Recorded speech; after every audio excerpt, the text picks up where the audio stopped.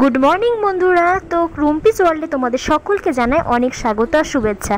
তো চলো আজকে ব্লগটা এখান থেকে স্টার্ট করি। আই হোপ তোমাদের খুব ভালো লাগবে। তো সকাল সকাল এখানে দুই ভাই বোন একেবারে ফোন দেখতে বসে গেছে। ও এক্ষুনি পড়ছিল তৃষা, আর এখনই উঠে আসলো। দাদা ফোন দেখছে, তা চলে এসেছে। তো সকলকে জানাই রাধা অষ্টমীর অনেক শুভেচ্ছা। তো এখন স্নান করে ঘরে চলে আসলাম আর এখনই যাব ঠাকুর ঘরে। তো চলো তোমাদের এক ঝলক দেখে।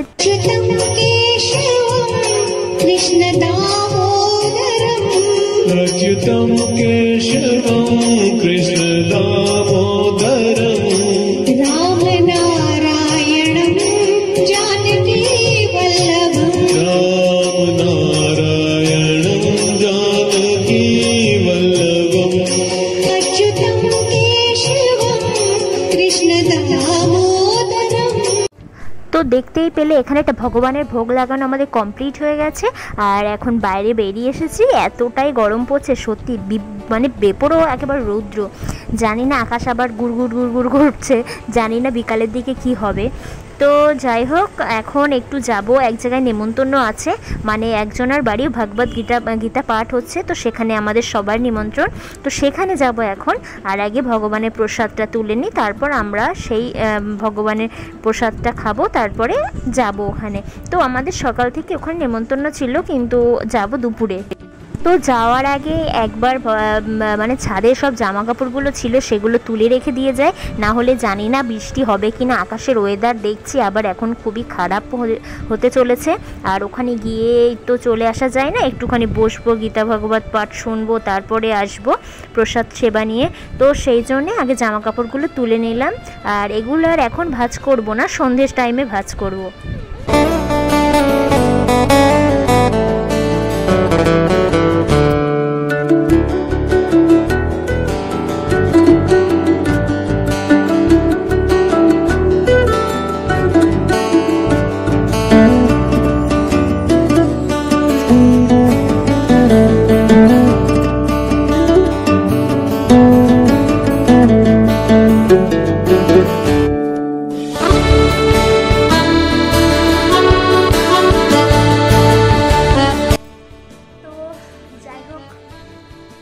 সমস্ত কাজ হয়ে গেছে।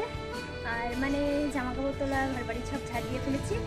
তারপর জামা কাপড়গুলো একটু ভাঁজ, এখন আর করিনি কিছু, সন্ধ্যের দিকে করব।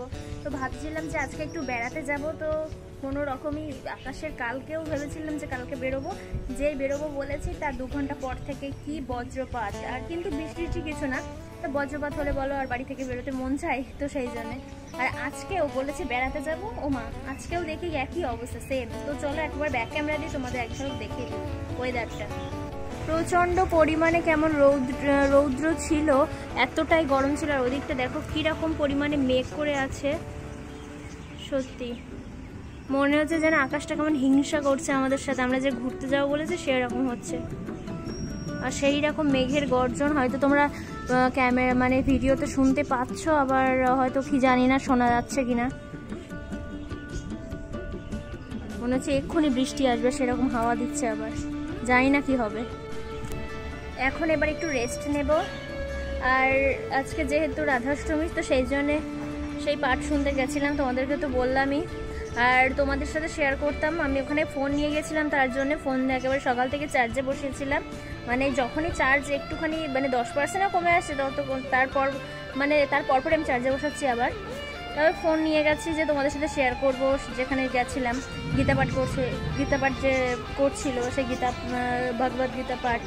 তো সেখানে গিয়ে এতই মুগ্ধ হয়ে গেছি যে ফোন যে বের করবো সেটার মনে নেই। যখন বাড়ি আসছি তখন ইচ্ছা আমার যে ফোন বের করে, মানে ওটা হচ্ছে ফোনে তোলা হয়নি, তাহলে আমি ভিডিও কি শেয়ার করব বন্ধুদেরকে, সবাইকে কি দেখাবো।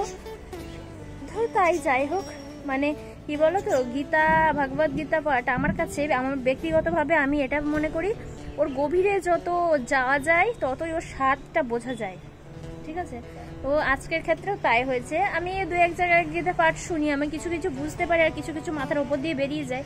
কিন্তু আজকে একদম পুরো গভীরে ঢুকে মানে প্রতিটা কথা আমি যেন মুগ্ধ হয়ে শুনছি, এরকম একটা ব্যাপার। সেই জন্য ফোন একদমই বের করতে মনে নেই। তো হচ্ছে বিকালে জানি না কি হবে, আকাশের ওয়েদার যদি ভালো হয় তাহলে বেরোবো, না হলে বেরোবো না। তো চলো এখন একটু রেস্ট নেব। সকাল থেকে এই রাধাষ্টমীর জন্য খুবই দৌড়াদৌড়ি চলছে, বাবা কি বজ্রপাত। তো যাই হোক চলো এখন একটু রেস্ট নেব, তারপর তোমাদের সাথে কথা বলছি যে যাওয়া হবে কি না। Bye bye. তো ফাইনালি বেরিয়ে পড়েছি, আর মানে একেবারে ভগবানের কৃপা আজকাল বৃষ্টিটা হয়নি। তো হচ্ছে বেরিয়ে পড়েছি এখন আমরা। যাই হোক বাড়ি চলে এসেছি, আর এসেই আগে যেতে হবে একটু রান্নাঘরে, ঝটপট একটু চাটা বানিয়ে ফেলি, তারপর একটু দুধ জাল দিতে হবে, রুটি করতে হবে। কিন্তু হচ্ছে কারণ এখন মা আর আমি মিলে করি, আর মা আর বাবা একটু গেছে সেই পাশের বাড়ি যেখানে আমরা দুপুরে গিয়েছিলাম, ওখানে আমাদের 3 বেলায় নেমন্তন্ন, আর ওখানে সবসময় মানে আজকে সারাদিনটা ভাগবত গীতা পাঠ হবে, তো সেই কারণেই গিয়েছে। তাই আমরা যাইনি, আমি বোন আর ও যায়নি, সেই জন্য আমরা বাড়িতেই আছি। আর এখন তাড়াতাড়ি করে ফটাফট একটু দুধটা জাল দিয়ে নেব, রুটিগুলো মানে রুটিগুলো বলতে 2টো রুটি করে নেব, 2-3টে। আর হচ্ছে এদিকে আমি চাটাও বসিয়ে ফেলেছি। ভাবলাম চা খাবো না, কিন্তু যতই হোক একটু বৃষ্টির ওয়েদার ছিল তো সেই জন্য চাটা খেয়ে নিলাম, মানে ঠান্ডা ওয়েদার ছিল বলে। নাহলে বেশি গরম পড়লে চা একদম ভালো লাগে না, একটু ঠান্ডা ওয়েদার পড়লে চাটা একটু ভালো লাগে সেই জন্যে। নাহলে যদি আজকে ওয়েদারটা যদি এরকম খারাপ না হতো তাহলে আর করতাম না।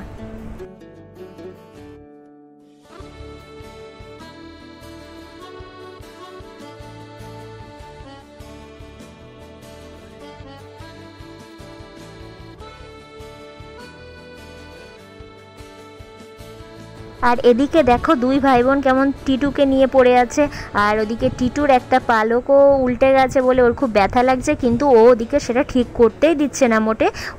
ওর কাছে যাচ্ছি যে সেই মানে যেই ওর কাছে যাচ্ছে না কেন সে সরে যাচ্ছে ও। এখানে আমার রুটি করা কমপ্লিট হয়ে গেছে, দেখো 2টো রুটি করতে করতে কেমন কতগুলো রুটি হয়ে গেছে, আমি জানিও না, বুঝতে পারিনি। আর এদিকে আমার চাটা ঠান্ডা হচ্ছে পড়ে পড়ে, আর ওদিকে দুধটা জাল দেওয়া হয়ে গেছে। তো আজকের ভিডিওয়ে রাধা অষ্টমীটা তোমাদের সাথে শেয়ার করলাম, তো ছোট্ট একটা ভিডিও। তো চলো আজকের মতো গুড নাইট, দেখা হচ্ছে নতুন আরও একটি ব্লগ নিয়ে, ততক্ষণ বাই বাই।